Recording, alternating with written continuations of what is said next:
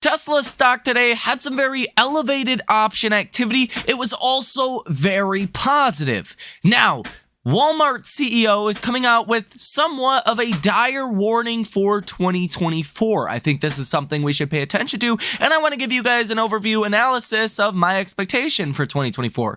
Do we go into a recession or do we not? We also have Bank of America that is saying some pretty encouraging things about stocks, equities, and our markets. We have a lot to get into. We're going to dive into Tesla specifically, look at the technicals where I think Tesla is going. I think the bulls are going to like this one. Nonetheless, let's go ahead and jump into it. Hit that like button and subscribe to the channel if you guys have not done so already. And let's get started. Let's start with this option activity in Tesla stock today. You had 828 trades from hedge funds and institutions, totaling $2.45 billion, which is pretty elevated. Yesterday's number was $1.75 billion. Today's positive order value was 72%. That means that 72% of $2.45 billion, roughly $2 billion, was positive trades today, either buying calls or selling puts.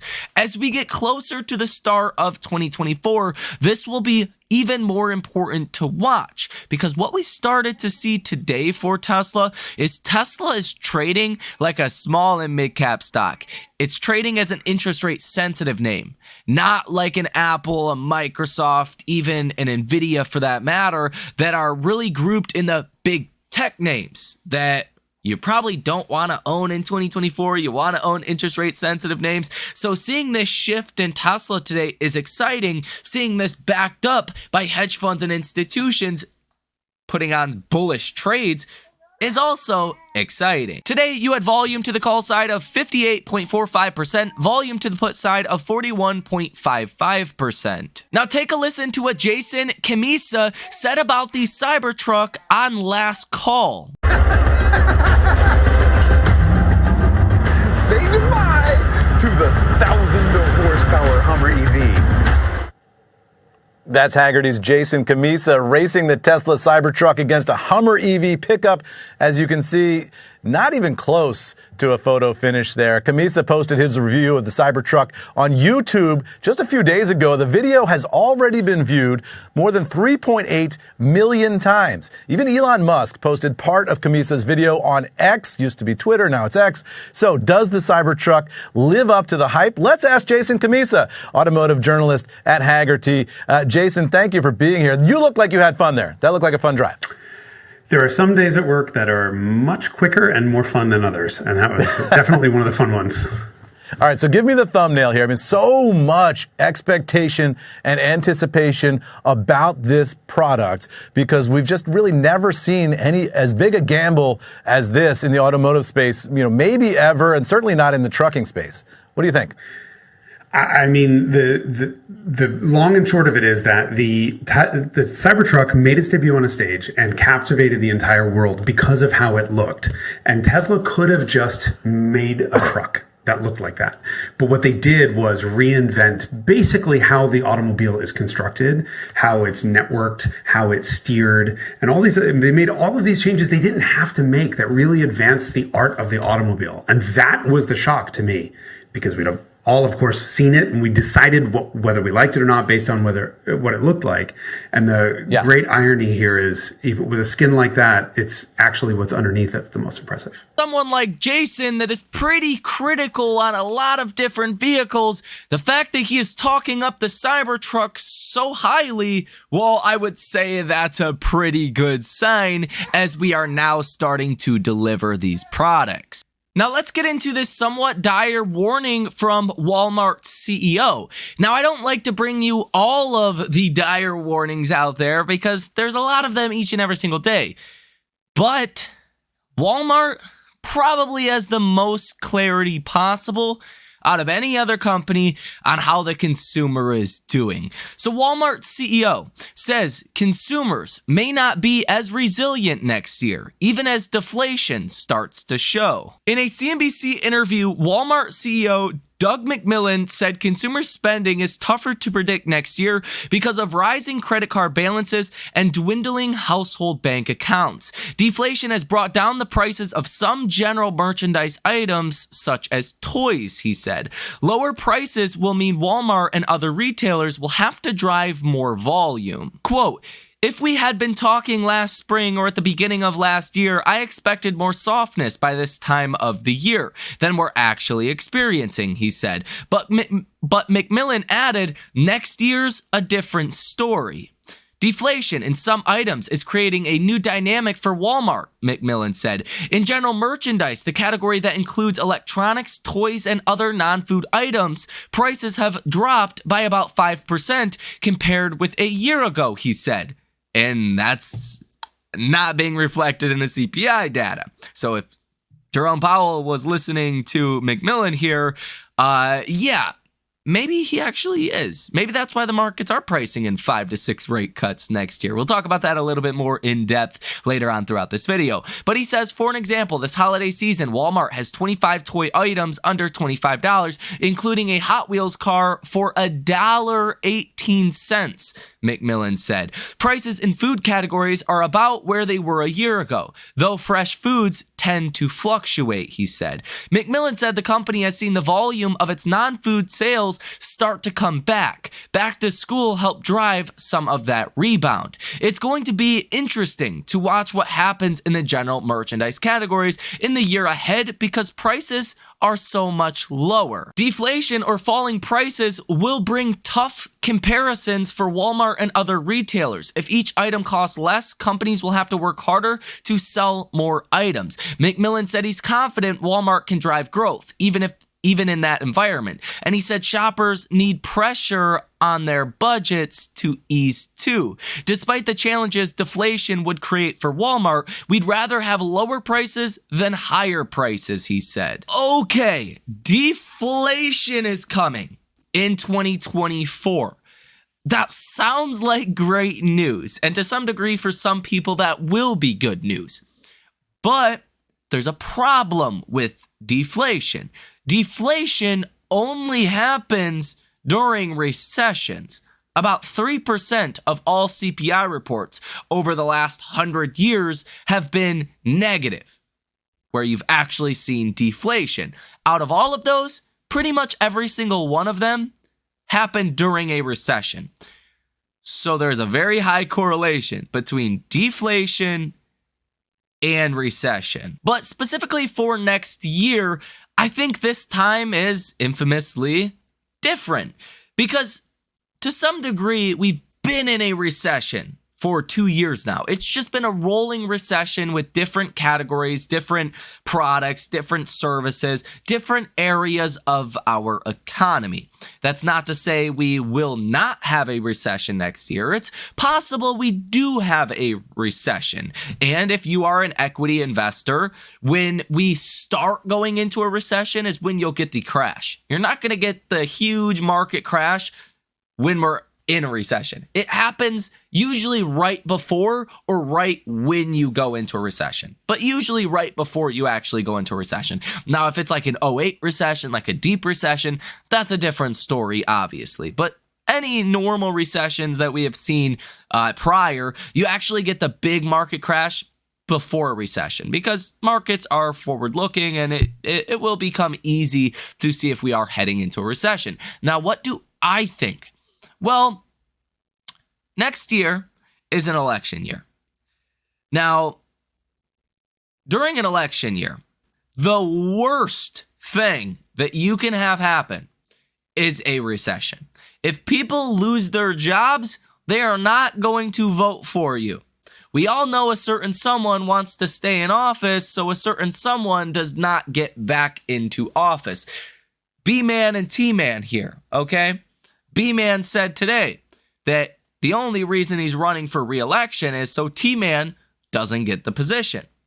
If you go into a recession, T-Man is going to have a free walk back into the administration, back into the big house. Well, obviously, very politically, a lot of people don't want that to happen. So if we go into a recession, the current administration is screwed. This is not political. This is historical. You've never seen a president win a re-election during a recession. Ever. It's never happened before. The odds of it happening now are basically zero. So what does that mean? There's going to be a lot of pressure on Powell. Pressure that Powell has never seen before to cut rates in 2024 if we start going into recession. Not small rate cuts, like multi-percentage rate cuts, which will be good for Tesla stock. It will be good for anyone looking to buy a house. Now, with that being said, you got to remember, the average buyer of a Tesla is middle class, right? Not low income demographics, middle class or upper income. Recessions, unfortunately, are disproportionate. They tend to affect the lowest income worker first. If that restaurant had 10 employees and it, did $10,000 a day or whatever, if that restaurant's now doing $5,000 a day or $4,000 a day, you might not have 10 employees anymore. You might have 5. So those are the individuals that get hurt during shallow recessions, if you will. If a recession were to become deep, which you can make the argument that will or will not happen, there's a good argument on both sides. That's where Tesla's business starts to get impacted from a possible recession. A slight recession, though, not a huge deal, in my opinion, for Tesla. What do I think about all of this in general for 2024? Just long story short, we're probably not going to see a recession just because of how political it is. I mean, you've never seen a president win a re-election in a recession. It's never happened before. That's the last thing I think that anyone in the current administration wants to see happen. I think rates will go to 0 before we go into a recession next year. Take that as you will. I think that is, in the end, positive for Tesla stock. How could it not be positive for Tesla? Carl from CNBC says, quote, "The Fed will need to acknowledge plunging inflation soon. Officials still be wary of sending an overly dovish message. Nonetheless, the Fed will need to acknowledge the reality that inflation is rapidly heading back to the 2% target." As you can see from this chart, I mean, that's what it looks like. Inflation is rapidly heading back to 2%. It's likely time to start cutting rates. The first rate cut is firmly expected March 20th of 2024. If markets are forward-looking, and we are seeing this shift in Tesla today, where Tesla is reacting as an interest rate sensitive company, like small cap stocks did pretty well today, Tesla also did pretty well today. If that does continue, which I expect it will, more capital is going to flow into interest rate sensitive names. That's going to flow into Tesla. And if we're expecting the first rate cut in March, by January or February, you could see Tesla stock in the 300s based on the narrative of Goldilocks data, meaning no recession, at least immediately. We're really not seeing any signs of that in the data so far, and lower rates. It's as simple as that. No recession, lower rates equals bullish for Tesla stock. Now, currently, the expectation is for no recession in 2024. There's about a 46% chance of a recession, or about 50% chance, according to Fox Business, that we will see a recession next year.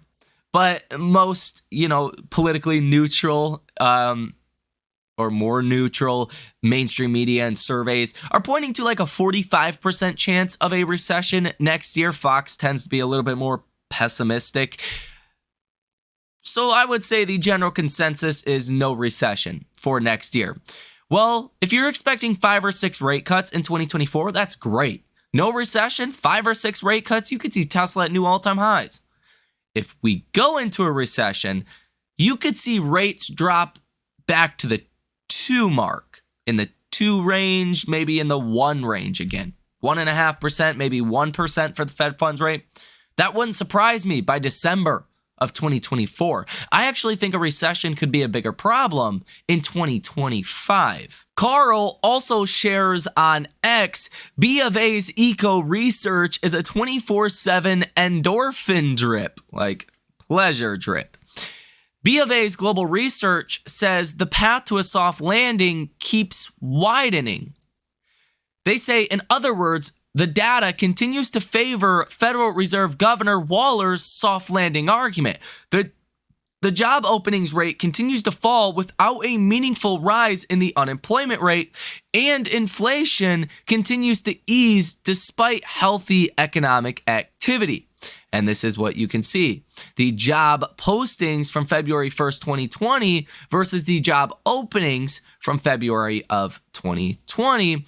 And that's exactly what you're continuing to see. JOLTS and Indeed are lining up pretty perfectly, really trending lower, but not falling off a cliff. If we were seeing a nosedive here, there would be a lot more fears about an upcoming recession. If you are someone that thinks we are heading into a recession, you are in the bearish camp, all you need to watch is the 10 and the 3-month yield curve inversion.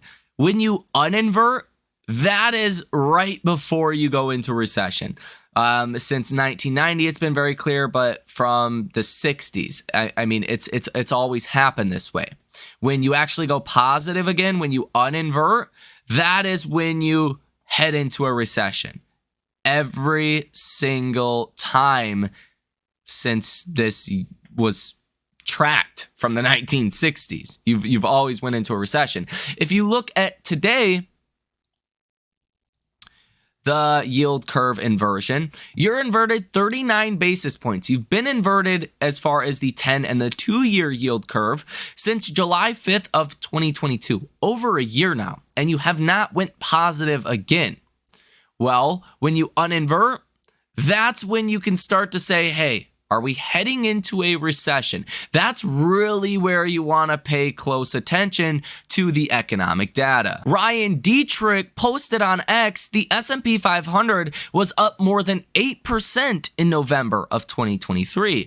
After a previous 8+% monthly gain, higher a year later, 27 out of 30 times, and up nearly 16% on average. And this has happened quite often, back during the 08 bottom, back here during the correction period of 2016, the COVID low, right? Even back in 2022, it looks like, and now here again in 2023. The average 1-month return is around 1.8%. The average 3-month return is 4.2%. The average 6-month return is 9.5%. And the average 12-month return is 15.8%. And you are positive about 90% of the time 12 months later. So this is a very strong historical precedence that says next year should be pretty good. Although I'm not a big fan of the indexes,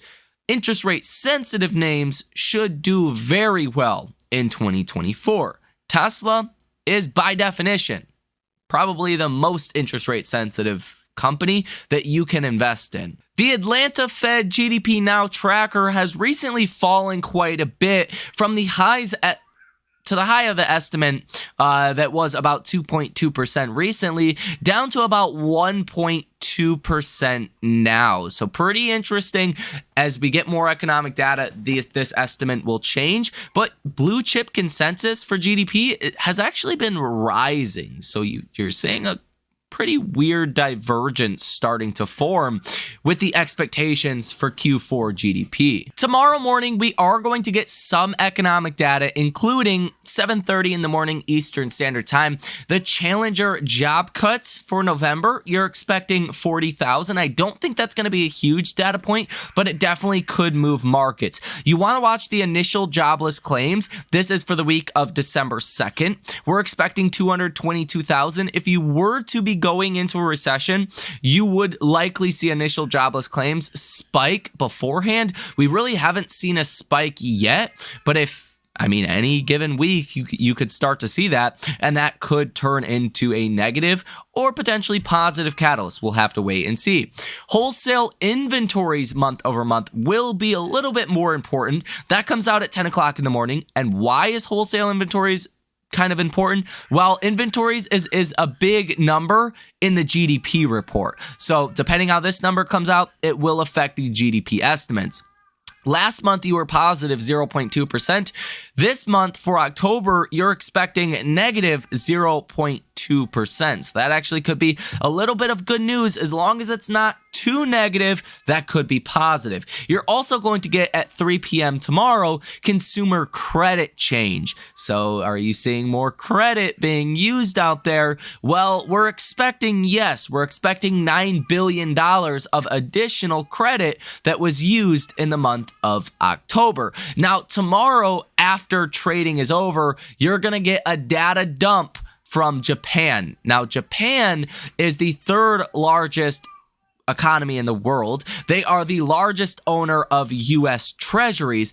Any good or bad data, any data that implicates Japan should raise rates, or that's the trend they're heading in, could be a negative for our market. So that is definitely something we want to watch closely. But coming on Friday, it's going to be your big data. That is your non-farm payrolls, as well as your unemployment rate and your Michigan Consumer Sentiment Survey. Your 1-year and your 5-year inflation expectations numbers are going to be very important. But really what we got today was the ADP employment change. That came in a little bit weaker than expectations at 103,000. Markets were expecting between 130 and 125,000. So it was just weak enough, but not so weak it looks like we're heading into a recession. So today was a lot of your Goldilocks kind of data that came out.